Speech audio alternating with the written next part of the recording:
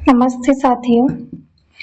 चंद्रगुप्त नाटक का जो दूसरा चल रहा था उसका तीसरा दृश्य है। ये युद्ध क्षेत्र है, सैनिक के साथ पर्वतेश्वर।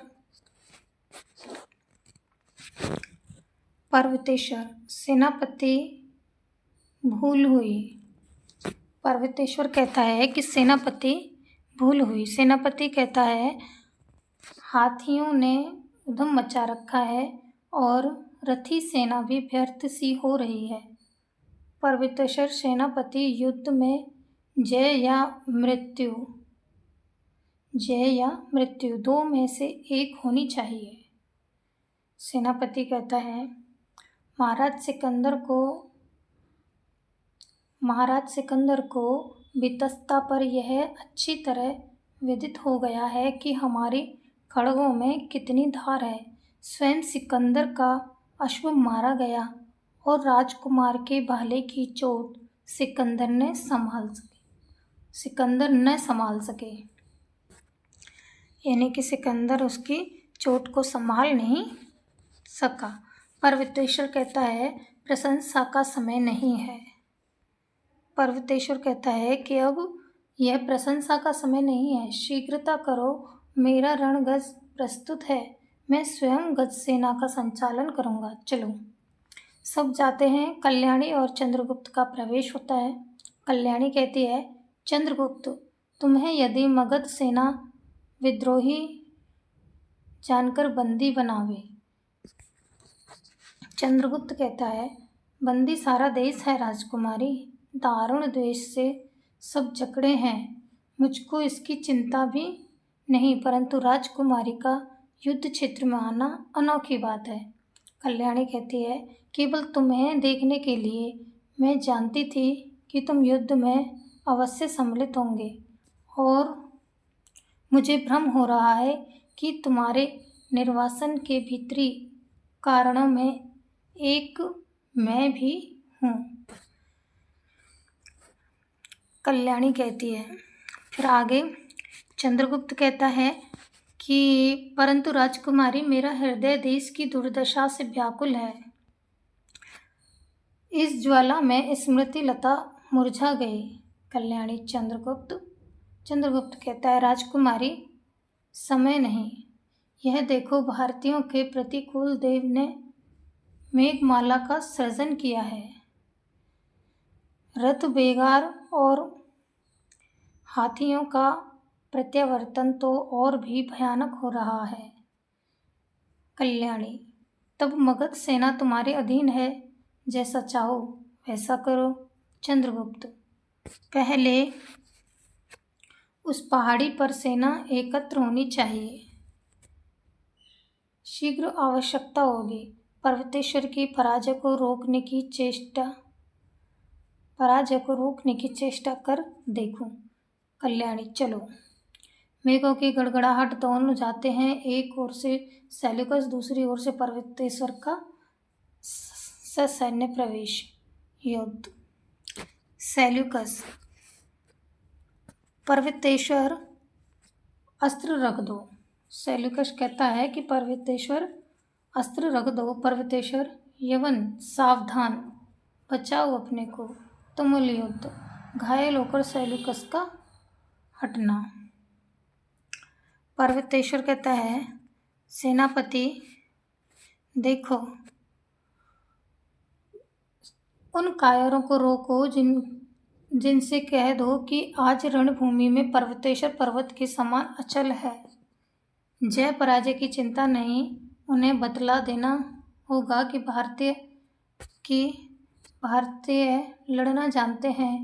बादलों से पानी बरसने की जगह वज्र बरसे, सारी गज सेना छिन्न भिन्न हो जाए, रथी विरथी हो, रक्त के नाले धमनियों से बहें, परंतु एक पग भी पीछे हटना पर्वतेश्वर के लिए असंभव है। धर्म युद्ध में प्राण भिक्षा मांगने वाले भिखारी हम नहीं। जाओ, उन भगोड़ों से एक बार जननी के स्तन्य की लाज के नाम पर रुकने के लिए कहो कि मरने का एक क्षण एक ही है। आओ जाओ। सेनापति का प्रस्थान होता है। सिंहरण और अलका का प्रवेश होता है। सिंहरण, महाराज यह स्थान सुरक्षित नहीं है, उस पहाड़ी पर चलिए। पर्वतेश्वर, तुम कौन हो युवक? सिंहरण, एक मालव। सिंहरण कहता है कि मैं एक मालव हूँ। पर्वतेश्वर, मालव के मुख से ऐसा कभी नहीं सुना गया। मालव, खड़क कीड़ा देखनी हो तो खड़े रहो, डर लगता है तो पहाड़ी पर जाओ। सिंहरण कहता है, महाराज यवनों का दल आ रहा है। पर्वतेश्वर, आने दो, तुम हट जाओ। फिलिप्स का प्रवेश, सिंहरण का भीषण युद्ध, फिलिप्स का हटना, सेल्यूकस फिलिप्स का पुनः प्रवेश, सिंहरण का घायल होना और पर्वतेश्वर का युद्ध और लड़खड़ाकर गिरने की चेष्टा, चंद्रगुप्त और कल्याणी का सैनिकों के साथ पहुंचना, दूसरी ओर से सिकंदर का आना, युद्ध बंद करने के लिए सिकंदर की आज्ञा। चंद्रगुप्त कहता है, युद्ध होगा। सिकंदर कहता है, कौन चंद्रगुप्त? चंद्रगुप्त, हाँ देवपुत्र। सिकंदर कहता है आगे, किससे युद्ध? मुमिये घायल पर्वतेश्वर, वीर पर्वतेश्वर से कदापि नहीं। आज मुझे ये जय पराजय का विचार नहीं। मैंने एक अलौकिक वीरता का स्वर्गीय दृश्य देखा है। होमर की कविता में पढ़ी हुई किसी कल्पना से मेरा हृदय भरा है, उसे यहाँ प्रत्यक्ष देखा। भारतीय वीर पर्वतेश्वर, अब मैं तुम्हारे साथ वैसा कैसा व्यवहार करूं? पर्वतेश्वर रक्त पोंछते हुए, जैसा एक नरपति अन्य नरपति के साथ करता है। सिकंदर से कहता है कि जैसा एक नरपति दूसरे नरपति के साथ करता है। सिकंदर कहता है, मैं तुमसे मैत्री करना चाहता हूँ। विस्मय विमुग्ध होकर तुम्हारी सराहना किए बिना मैं नहीं रह सकता। धन्य आर्य वीर। पर्वतेश्वर कहता है, मैं तुमसे युद्ध न करके मैत्री भी कर सकता हूँ। चंद्रगुप्त, आगे चंद्रगुप्त कहता है, पंचनद नरेश, अर्धजीव यवनों को विचलित करने के लिए पर्याप्त मागध सेना है। महाराज आज्ञा दीजिए। पर्वतेश्वर, नहीं युवक, वीरता भी एक सुंदर कला है, उस पर मुग्ध होना आश्चर्य की बात नहीं। मैंने वचन दे दिया है, अब सिकंदर चाहे हो। सिकंदर, कदापि नहीं। कल्याणी से शस्त्राण फेंक कर जाती हूँ। क्षत्रिय पर्वतेश्वर, तुम्हारे पतन में रक्षा न कर सके, बड़ी निराशा हुई। पर्वतेश्वर, तुम कौन हो? चंद्रगुप्त, मगध की राजकुमारी कल्याणी देवी। पर्वतेश्वर, ओह, पराजय, निकृष्ट पराजय। चंद्रगुप्त और कल्याणी का प्रस्थान। सिकंदर आश्चर्य से देखता है। अलका घायल सिंहरण को उठाना चाहती है कि आंबिक आकर दोनों को बंदी करता है। पर्वतेश्वर, यह क्या? आंबिक, इनको अभी बंदी बनाकर रखना आवश्यक है। पर्वतेश्वर, ये तो लोग मेरे यहाँ रहेंगे। सिकंदर, पंचानन नरेश की जैसी इच्छा हो। चतुर्थ दृश्य।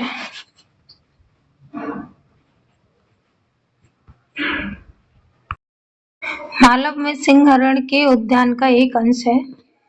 मालविका प्रवेश करके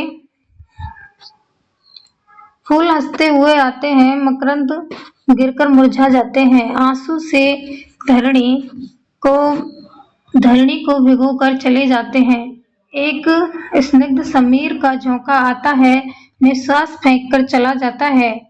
क्या पृथ्वी तल रोकने के लिए ही है नहीं, बल्कि सबके लिए एक ही नियम तो नहीं। कोई रोकने के लिए है तो कोई हंसने के लिए। हुई आजकल तो छुट्टी सी है, परंतु विदेशियों का एक विचित्र सा दल यहाँ ठहरा है। उनमें से एक तो देखते ही डर लगता है। लो देखो, वह युवक आ रहा है, सिर झुकाकर फूल संभारने लगती है। इंद्रजालिक के वेश में चंद्रगुप्त का प्रवेश होता है। चंद्रगुप्त, मालविका। मालविका, क्या आज्ञा है? चंद्रगुप्त कहता है, तुम्हारे नागेश्वर की क्यारियाँ कैसी हैं? नागेश्वर की क्यारियाँ कैसी हैं? मालविका कहती है,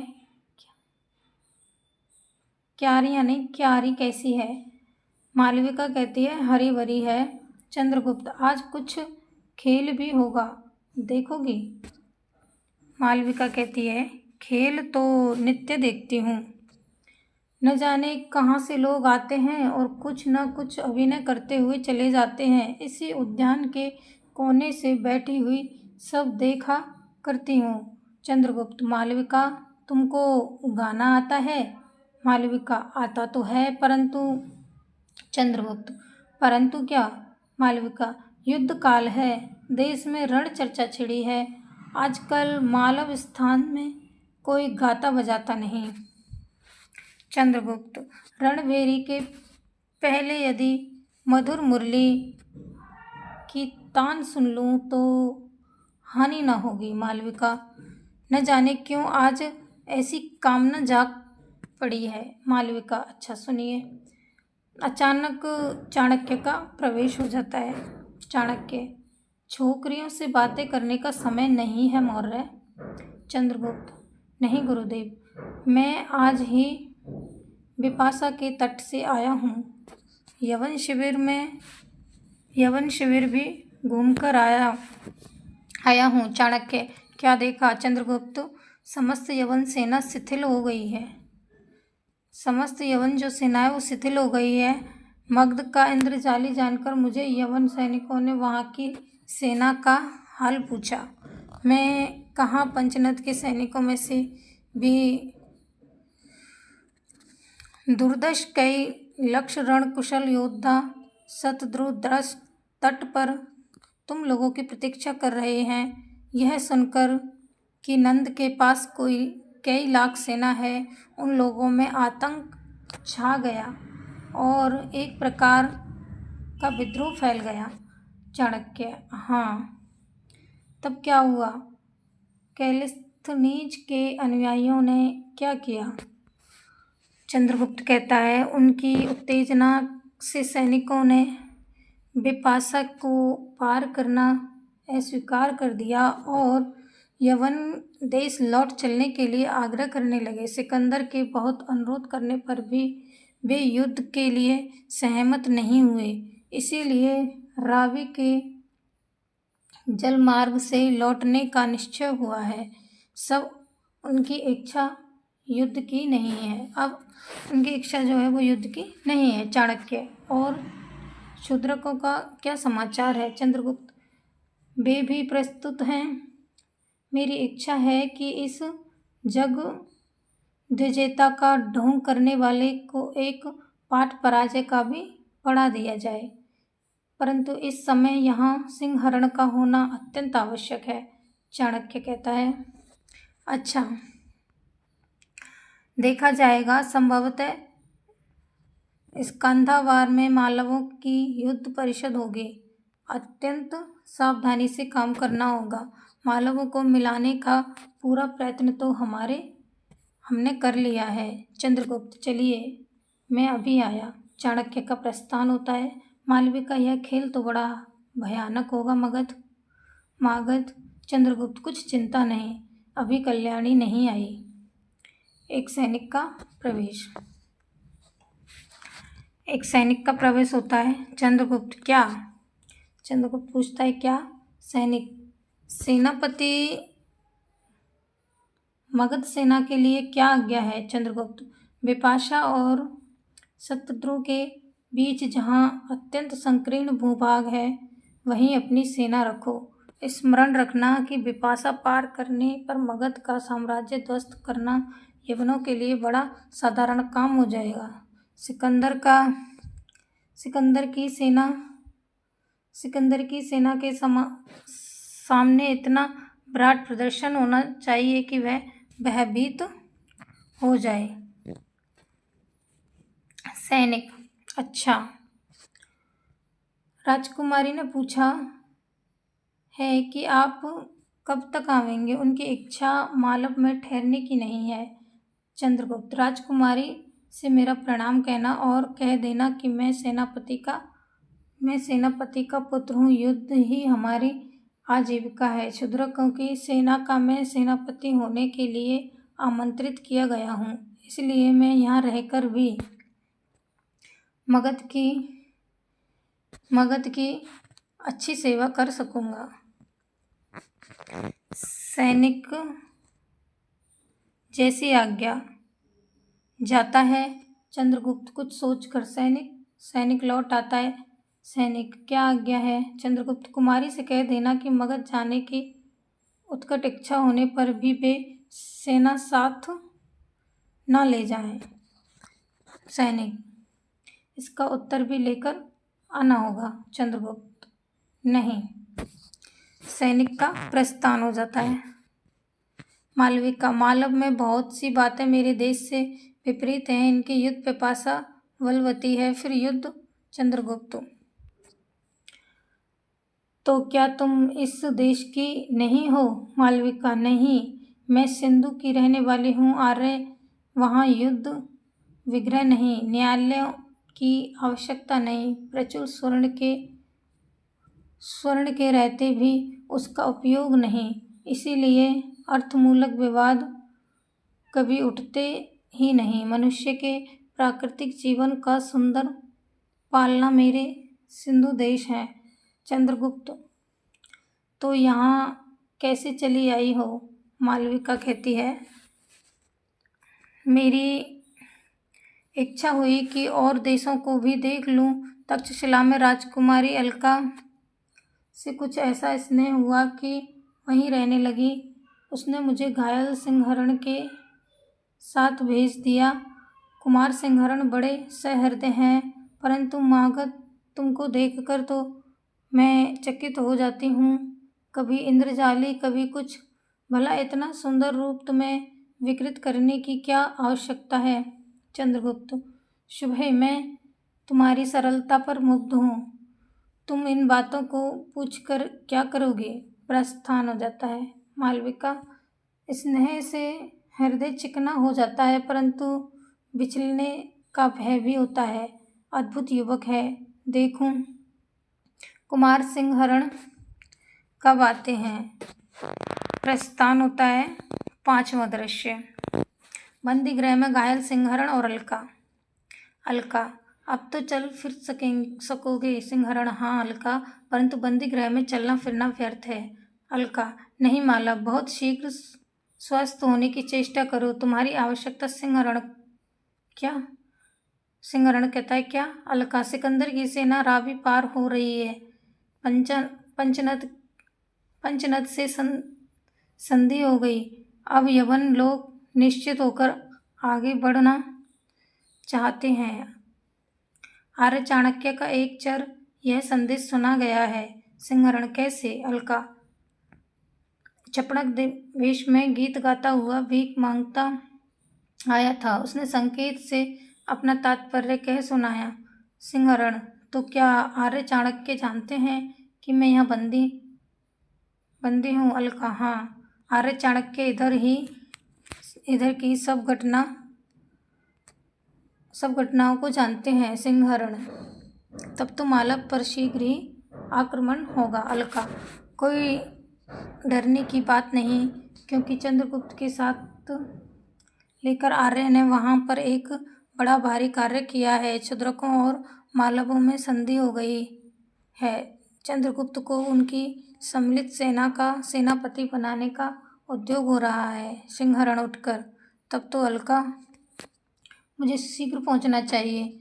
अलका, परंतु तुम बंदी हो। सिंहरण, जिस तरह हो सके अलके, मुझे पहुंचाओ। अलका कुछ सोचने लगती है। तुम जानते हो कि मैं क्यों बंदनी हूँ? सिंहरण, क्यों? अलका, आंभिक पर्वतेश्वर की संधि हो गई। आंभिक और पर्वतेश्वर की संधि हो गई है और स्वयं सिकंदर ने विरोध मिटाने के लिए पर्वतेश्वर की भगिनी से आंभिक का ब्याह करा दिया है, परंतु आम्बिक ने यह जानकर भी कि मैं यहाँ बंदनी हूँ, मुझे छुड़ाने का प्रयत्न नहीं किया। उसकी भीतरी इच्छा थी कि पर्वतेश्वर की कई रानियों में से एक मैं भी हो जाऊं, परंतु मैंने अस्वीकार कर दिया। सिंहरण: अलका, तब क्या करना होगा? अलका: यदि मैं पर्वतेश्वर से ब्याह करना स्वीकार करूं तो संभव है तुमको छुड़ा दूं। सिंहरण: मैं अलका, मुझसे पूछती हो? अलका: दूसरा उपाय क्या है? सिंहरण: मेरा सिर घूम रहा है अलका, तुम पर्वतेश्वर की प्रेयणी बनोगी? अच्छा तो कि उसके पहले मैं ही न रह जाता। अलका: क्यों मालव, इसमें तुम्हारी कुछ हानि है? सिंहरण: कठिन परीक्षा ना लो अलका, बड़ा दुर्लभ हूँ, मैंने जीवन और मरण में तुम्हारा संग न छोड़ने का प्रण किया है। अलका: मालव देश की स्वतंत्रता तुम्हारी आशा में। सिंहरण: और तुम पंचनद की आदेश्वरी बनने की आशा में, तब मुझे रणभूमि में प्राण देने की आज्ञा दो। अलका हंसती हुई कहती है कि चिढ़ गए? आर्य चाणक्य की आज्ञा है कि थोड़ी देर पंचनद का सूत्र संचालन करने के लिए मैं यहाँ की रानी बन जाऊं। सिंहरण: यह भी कोई हंसी है? अलका कहती है, बंदी जाओ, सो रहो, मैं आज्ञा देती हूँ। सिंहरण का प्रस्थान। आगे अलका: सुंदर निश्चल हृदय, तुमसे हंसी करना भी अन्याय है, परंतु व्यथा को दबाना पड़ेगा। सिंहरण को मालव भेजने के लिए प्रणय के साथ अत्याचार करना होगा। गाती